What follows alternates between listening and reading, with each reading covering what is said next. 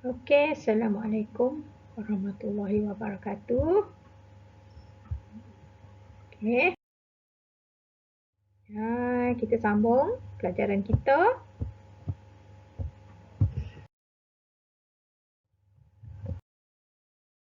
Tadi kita terangkan tentang yang pertama tu. Okey, kriteria kejayaan 1 dan 2 kita dah selesai dah. Iaitu kewajaran penggunaan tenaga nuklear dan awak sepatutnya dapat menyatakan kebaikan menggunakan sumber tenaga nuklear berbanding sumber yang lain. Okey, kalau lepas ni cikgu bagi soalan awak boleh jawab wajaran penggunaan tenaga nuklear dengan dapat menyatakan kebaikan menggunakan sumber tenaga nuklear berbanding sumber yang lain, maknanya dah capai dah lah kriteria 1 dan 2. Okey, untuk seterusnya cikgu sambung dengan yang ketiga. Okey, menerangkan proses penghasilan nuklear. Okey, 12/2.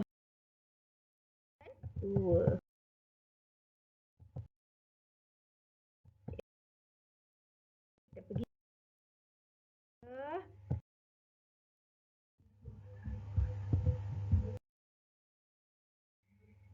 baik, penghasilan tenaga nuklear ni dia ada dua kaedah. Okey, yang pertama kaedah pembelahan nukleus dan yang kedua ialah kaedah pelakuran. Okey. Jadi penghasilan tenaga nuklear ni sebelum kita masuk kepada bagaimana tenaga nuklear dihasilkan, kita kena tahu dulu apakah sebenarnya tenaga nuklear ni. Okey, jadi tenaga nuklear ni sebenarnya ialah tenaga yang terhasil daripada tindak balas di dalam nukleus sesuatu atom. Okay, itu yang dimaksudkan dengan tenaga nuklear.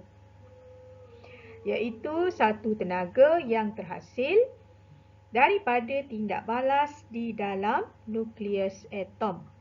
Okey, jadi ada dua cara bagaimana tenaga nuklear ini boleh dihasilkan. Iaitu yang pertama melalui kaedah pembelahan nukleus dan satu lagi kaedah ialah pelakuran nukleus. Okey, ni pembelahan nukleus dan satu lagi ialah pelakuran nukleus. Okey. Pada yang pertama iaitu bagaimana tenaga nuklear dihasilkan dengan menggunakan kaedah pembelahan nukleus. Okey. Jadi pembelahan nukleus ni ialah merupakan satu proses pemecahan satu nukleus radioaktif yang berat dipecahkan kepada dua atau lebih nukleus yang lebih ringan dan lebih stabil. Jadi hasil daripada pembelahan nukleus ini dia akan membebaskan tenaga. Okey. Bagaimana pembelahan nukleus ini berlaku? Pembelahan nukleus ini berlaku apabila satu neutron yang perlahan membedil satu nukleus radioaktif yang berat. Jadi contoh nukleus radioaktif yang berat ialah seperti uranium 235. Jadi ada satu neutron yang akan membedil uranium 235 ini. Okey. Jadi kesannya bedilan daripada neutron ini akan menyebabkan nukleus uranium 235 pecah kepada dua atau lebih. Dan hasilnya itu didapati lebih ringan dan lebih stabil. Okey, itu cara pembelahan nukleus. Dan semasa proses pembelahan nukleus ini berlaku, pembebasan tenaga yang banyak berlaku. Okey. Ini gambar rajah menunjukkan bagaimana proses pembelahan ke atas nukleus uranium 235 berlaku. Jadi atom uranium 235 ni dia lebih berat. Jadi hasil daripada pembedilan neutron Ini neutron dia bedil ke atas uranium 235 ni. Jadi dia akan menghasilkan tenaga. Okay, dia akan membebaskan tenaga yang banyak dan uranium ni akan terbahagi kepada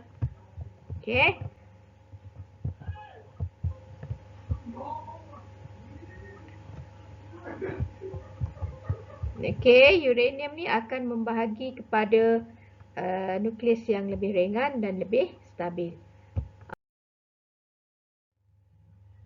Kaedah yang kedua ialah secara pelakuran nukleus. Bagaimana pula dengan pelakuran nukleus? Pelakuran nukleus ni merupakan satu proses percantuman atau penggabungan dua nukleus radioaktif yang ringan untuk membentuk satu nukleus yang lebih berat disertai dengan pembebasan tenaga. Okey, itu bezanya tadi dengan proses pembelahan nukleus. Okey. Sebagai contoh, ada dua nukleus kecil dan ringan. Okey, ada dua nukleus yang kecil dan ringan. Jadi nukleus yang lebih kecil dan ringan ni contohnya ialah seperti deuterium dan tritium. Okey. Jadi kedua-duanya ini adalah merupakan isotop bagi hidrogen. Jadi keduanya ini bercantum lalu membentuk satu nukleus yang lebih besar dan berat. Jadi dia tadi beza dengan pembelahan tadi. Kalau yang pembelahan, dia akan menghasilkan nukleus yang lebih ringan dan lebih stabil. Bagi pelakuran pula, dua nukleus yang kecil bergabung untuk membentuk nukleus yang lebih besar dan berat. Okey. Jadi untuk pelakuran nukleus ni, proses ini berlaku pada suhu yang amat tinggi. Okey. Dan proses ini akan membebaskan tenaga yang lebih banyak berbanding dengan proses pembelahan nukleus. Okey. So itulah dia dua kaedah bagaimana tenaga nuklear boleh dihasilkan, iaitu sama ada melalui pembelahan nukleus ataupun pelakuran. Ini ialah gambar rajah yang menunjukkan bagaimana pelakuran dua isotop hidrogen. Di sini dia ada deuterium dan tritium. Jadi deuterium dengan tritium ni ialah isotop bagi hidrogen, di mana kedua-duanya ini adalah kecil dan lebih ringan. Jadi apabila kedua-duanya ini bergabung melalui proses pelakuran, maka dia akan membebaskan neutron yang lebih berat dan yang lebih besar, serta pembebasan tenaga yang lebih besar berbanding dengan proses pembelahan nukleus. Dan gas yang dihasilkan ialah gas helium. Jadi satu contoh di mana proses pelakuran nukleus ini berlaku ialah di dalam matahari. Jadi matahari itu, di dalam matahari itu, di bahagian dalam matahari itu berlaku proses pelakuran nukleus.